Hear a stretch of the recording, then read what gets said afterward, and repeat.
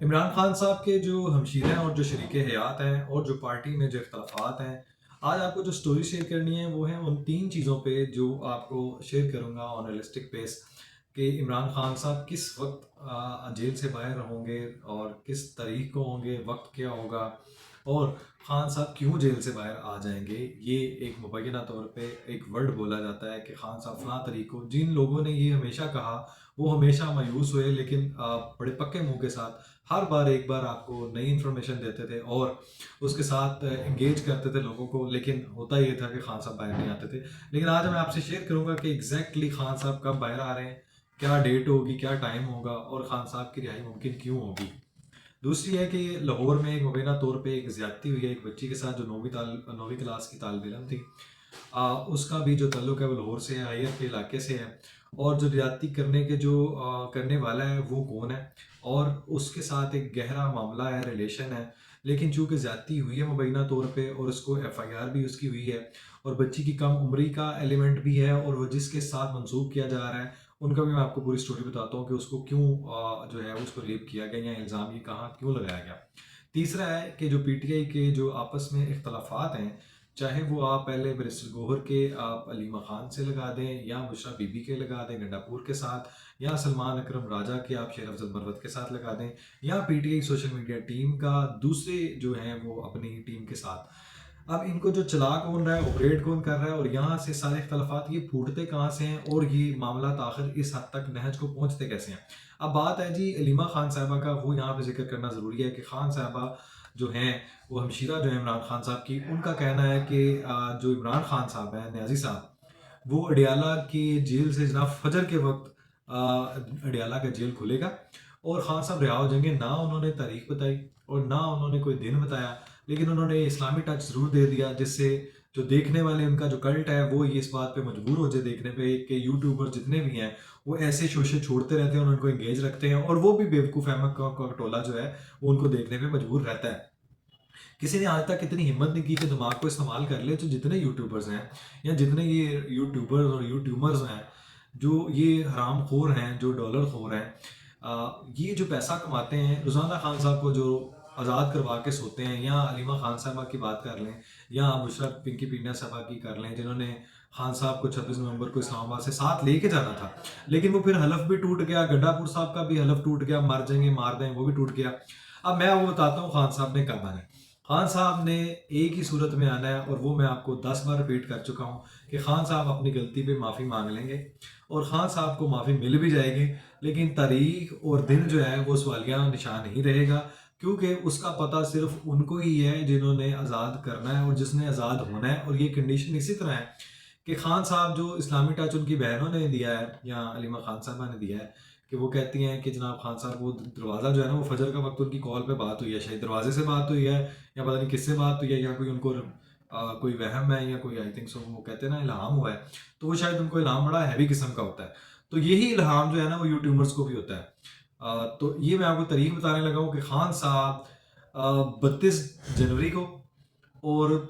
3053 میں شاید آزاد ہو جائیں، اگر یہی حرکات و سکنات ان کی رہیں، اور یہی اگر انہوں نے حرکات و سکنات رکھی اور یہی جو زبان درازی رکھی اور یہی ملک اور فوج کے خلاف، اسٹیبلشمنٹ کے خلاف اگر یہ پلان رہا، تو ان کا پروگرام بڑھتا رہے گا۔ اب پروگرام بڑھنے سے یاد آیا کہ سلمان اکرم راجہ کو وہ کہتے ہیں مبینہ طور پہ کہ خان صاحب جو سلمان اکرم راجہ صاحب کو کہا گیا کہ یہ نائی ہے، نائیوں کا منڈا جو ہے نا وہ 1 مہینہ 1 سال بھی نہیں ہوا اس کو پارٹی میں آئے ہوئے، تو یہ جنرل سیکرٹری بنے پھرتا ہے، تو یہ تو پارٹی کا جو آئے نا اسی کو میٹ نہیں کر رہا، تو یہ اس کی خلاف ورزی ہے، کیونکہ مروت صاحب جو ہیں وہ خود بڑی مشہوری رکھتے ہیں اور آئے دن جو ہے وہ تنقید بھی کرتے ہیں، چونکہ ان میں پھوٹ ایک ہی بات کیا ہے کہ میں مشہور ہوں، وہ کہتا ہے میں مشہور ہوں، تو مشہور ان میں سے کوئی بھی نہیں ہے، وہ صرف نیازی صاحب کی جو پالی ہوئی وہ کلٹ معاملہ تھا اسی کو فالو کرتے ہوئے سارے جو ہیں وہ مشہور ہیں، کیونکہ زہر جو سراحت کر گیا معاشرے میں وہ ایک بنیادی وجہ ہے ان کے مشہور ہونے کی، اسی لیے چاہے وہ علیمہ خان صاحبہ کی آپ وہ آڈیو لیک نکال لیں، یا وہ جو واٹس ایپ کمیونیکیشن ہے وہ لیک نکال لیں مبینہ طور پہ،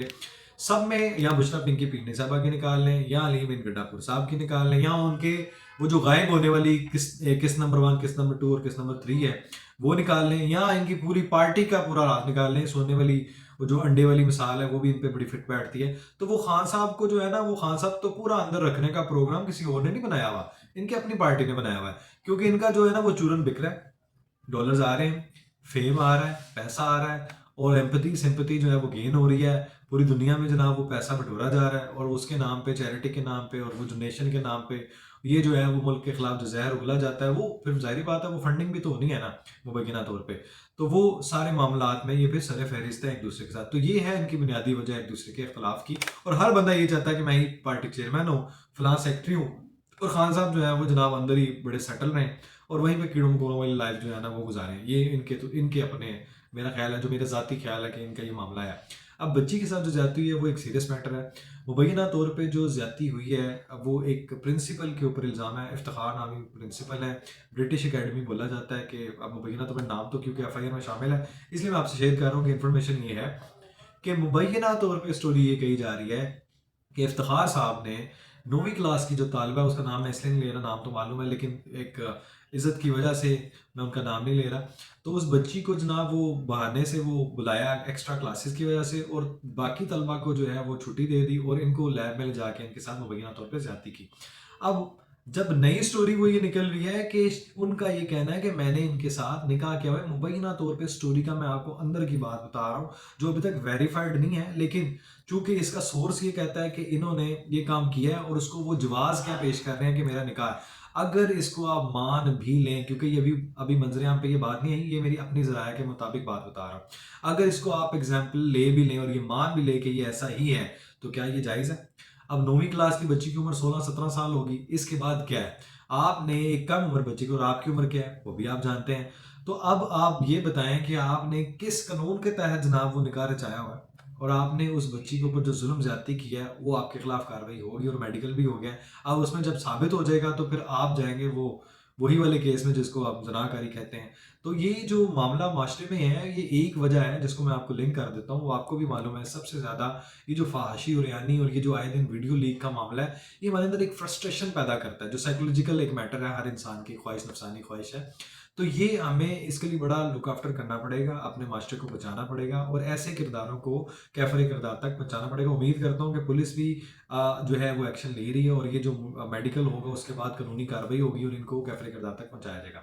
تیسری بات، خان صاحب کی رہائی دوبارہ بتا دوں کہ ممکن 1000% ہو سکتی ہے، لیکن خان صاحب کو معافی قوم سے ہی مانگنی ہے اور صدقے دل سے مانگنی ہے. اور یہ جو پلاننگ آئے دن وہ زہر اگلنا، یہاں سے کچھ کہنا اور وہاں کچھ کہنا، پھر ٹویٹ کر دینا. تو 4 دن پہلے کا جو زہر تھا جنرل یحییٰ والا اور جنرل ایوب والا اور یہ ضیاء الحق والا، تو چونکہ آپ کی پارٹی میں اس کے بہت سے اثرات اور کرندے موجود ہیں، تو اس لیے آپ کو یہ مذمت کرتے ہوئے شرم آنی چاہیے. کبھی آپ شیخ مجیب الرحمان والی آپ ٹویٹ چھوڑ دیتے ہیں، کبھی آپ جو ہے وہ مارشل لا والی تعریف چھوڑ دیتے ہیں، کبھی آپ جناب وہ ایک